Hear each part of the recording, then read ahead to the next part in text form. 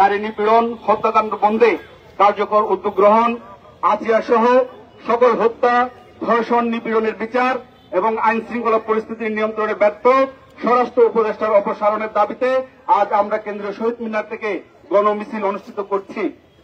আপনারা জানেন, July August মাস জুড়ে এক রক্তক্ষয়ী অভ্যুত্থানের মধ্য দিয়ে বাংলাদেশ থেকে কর্তৃত্ববাদী স্বৈরাচারী শেখ হাসিনা সরকারের বিতাড়িত হয়েছে।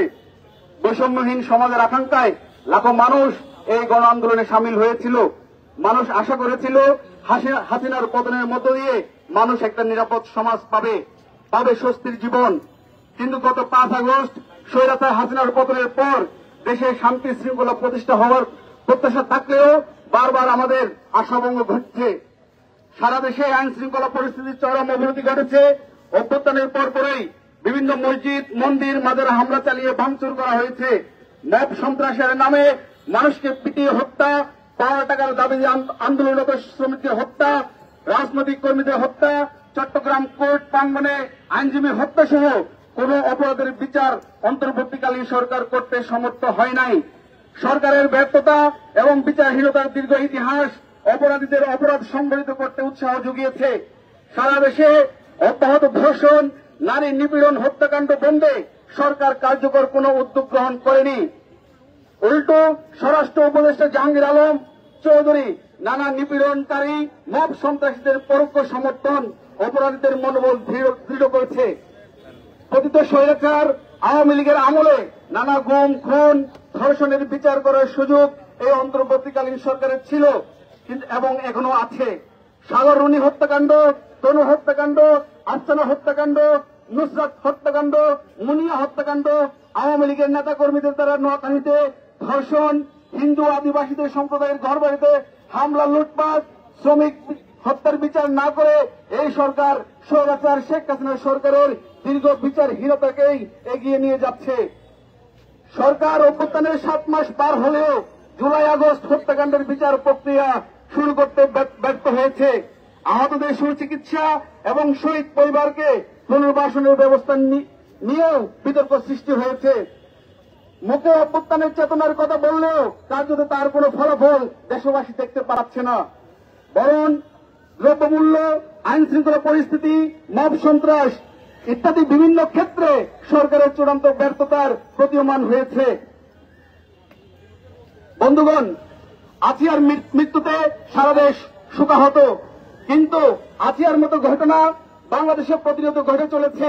বরগুনার কিশোরী ধর্ষণ, বিচার চাওয়ায় কিশোরী বাবাকে হত্যা করা হয়েছে। সরকার ধর্ষকদের বিচার করতে না পারলেও ধর্ষণের প্রতিবাদে আন্দোলনকারীদের উপর খড়গগ্রস্ত হয়েছে। পুলিশ দিয়ে হামলা করে পরবর্তীতে তাদের নামে মামলা দায়ের করা হয়েছে। অন্তর্বর্তীকালীন সরকার ক্রমাগত অভ্যুত্থানের চেতনা থেকে বিচ্যুত হচ্ছে। সকল নাগরিকের জন্য নিরাপদ বাংলাদেশ বিনির্মাণে আমাদের সংগ্রাম অব্যাহত থাকবে। আমাদের দাবি সমূহ আজিয়া সহ সকল হত্যা, ধর্ষণ, নিপীড়নের বিচার করতে হবে। ব্যর্থ স্বরাষ্ট্র উপদেষ্টাকে অপসারণ করতে হবে। জুলাই আগস্ট হত্যাকাণ্ডের বিচার করতে হবে।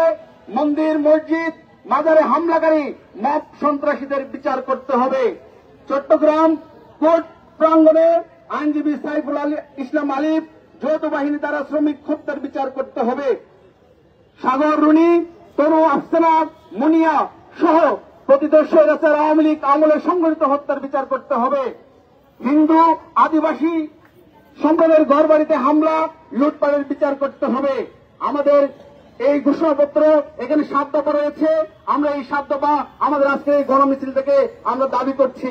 বন্ধুগণ, আমরা সারা দেশে ঘটে যাওয়া সমস্ত নিপীড়ন, নির্যাতন, বিগত আওয়ামী লীগের আমলে ঘটে যাওয়া সমস্ত হত্যাকাণ্ড আমরা তার বিচার চাই।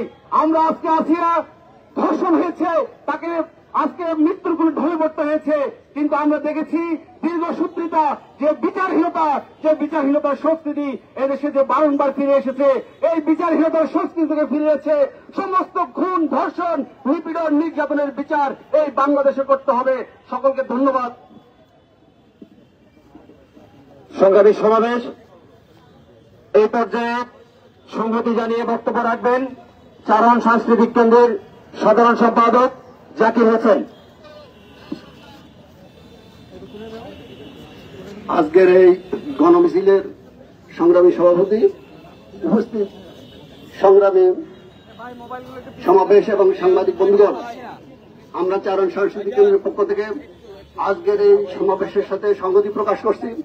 আমরা পরিষ্কার ভাষা বলতে চাই, জুলাই গণ অভ্যুত্থানে যেখানে আমাদের নারী সমাজ, মা বোনেরা, ছাত্রীরা লক্ষ লক্ষ জমায়েতের মধ্যে দিয়ে যখন বৈষম্য বিরোধী ছাত্র আন্দোলনের নেতৃবৃন্দ সমন্বয়করা যখন কারফিউ চলাকালে যখন তারা রাস্তা নামতে পারছিল না, ওই ছাত্রলীগ যুবলীগের সন্ত্রাসীদের হামলার শিকার, তখন এই আমাদের বোনেরা তারা রাস্তায় নেমে এসেছিল।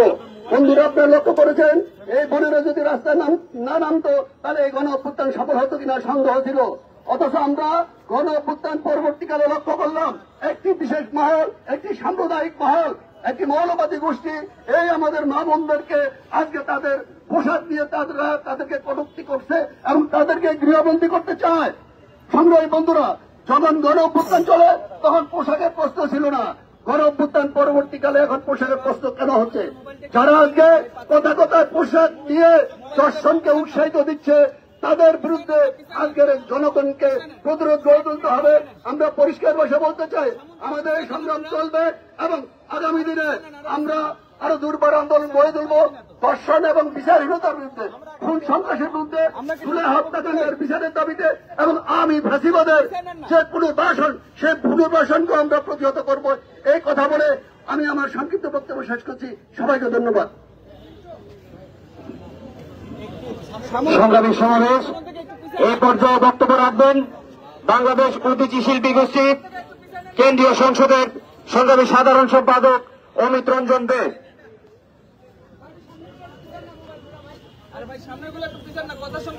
আজকের এই সমাবেশের সংগ্রামী সভাপতি এবং আজকে যারা উপস্থিত হয়েছেন এবং আমার গণমাধ্যমের সহযোদ্ধারা, সবাইকে বাংলাদেশ প্রতীচী শিল্পী গোষ্ঠীর পক্ষ থেকে সংগ্রামী অভিবাদন জানাচ্ছি।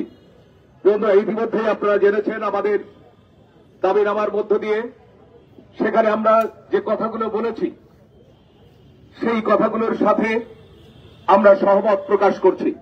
আমরা একটা কথা পরিষ্কার ভাষায় জানাতে চাই, এদেশের সকল গণতান্ত্রিক আন্দোলনে, জুলাই অভ্যুত্থান সহ এদেশের সকল গণতান্ত্রিক আন্দোলনে আমাদের দেশের নারী পুরুষ সম্মিলিতভাবে রাস্তায় থেকেছে। সকলের সম্মিলিত প্রচেষ্টার মধ্য দিয়ে আমরা এই গণ আন্দোলনগুলোতে সফলতার মুখ দেখেছি। আজকে একটি চক্র আমাদের বোনদেরকে ঘরে ঢুকিয়ে দেওয়ার যে পায়তারা করছে, তাদেরকে ঘরে ঢুকিয়ে দিতে চায়, তার জন্য নানা ধরনের ষড়যন্ত্রে আজকে লিপ্ত হয়েছে। তাদের সেই ষড়যন্ত্রের দাঁত ভাঙা জবাব দেওয়ার জন্যই আজকে আমরা এখানে সমবেত হয়েছি। আমরা পরিষ্কার ভাষায় বলে দিতে চাই যে আজকে যারা এই ষড়যন্ত্রে লিপ্ত হয়েছে তাদেরকে উৎখাত না করা পর্যন্ত, এদেরকে এদেশের বাড়ি থেকে বিতাড়িত না করা পর্যন্ত আমরা আমাদের সংগ্রাম থেকে বিচ্যুত হব না, সংগ্রাম থেকে ঘরে ফিরে যাব না। প্রিয় বন্ধুরা, আজকে যারা হত্যা, নির্যাতন, ধর্ষণের শিকার হচ্ছে, এই রাষ্ট্র তাদেরকে রক্ষা করতে পারছে না, বরং যারা এই সমস্ত কার্যক্রমের সাথে লিপ্ত হয়েছে তাদেরকে বারবার প্রোটেকশন দিয়ে যাচ্ছে। আমরা ব্যাকহীন ভাষায় ঘোষণা করতে চাই, এই স্বরাষ্ট্র মন্ত্রণালয়ের দায়িত্বে যিনি আছেন সেই জাহাঙ্গীরের পদত্যাগ চাই। সুস্পষ্টভাবে তার পদত্যাগ দাবি করছি আজকের এই সমাবেশ থেকে। মানুষের জানমালের নিরাপত্তা যে স্বরাষ্ট্র মন্ত্রণালয় দিতে পারে না, তার দায়িত্বে থাকার অধিকার তাদের নেই। আজকে আমরা এভাবে বারবার কেন আমাদেরকে রাস্তায় নেমে আসতে হচ্ছে? কেন জুলাই অভ্যুত্থানে যারা হতাহত হয়েছে তারা কেন চিকিৎসা পাচ্ছে না? কেন এই ঘটনার সাথে যারা যুক্ত ছিল তাদের বিচার সংগঠিত হচ্ছে না? আজকে আমরা এই সমাবেশ থেকে তার দাবি জানিয়ে এই সংক্ষিপ্ত সমাবেশে আমার কথা এখানেই শেষ করছি। সবাইকে ধন্যবাদ। প্রিয় সমাবেশ এই পর্যায়ে সংহতি জানিয়ে বক্তব্য রাখবেন আমাদের দীর্ঘ স্বৈরাচারী আওয়ামী দুঃশাসনের বিরুদ্ধে লড়াকু সংগঠন, আমাদের রাজপথের বন্ধু বাংলাদেশ জাসদের ছাত্র সংগঠন ছাত্রলীগ বিসিএল এর সংগ্রামী সভাপতি ছাত্রনেতা গৌতম শীল।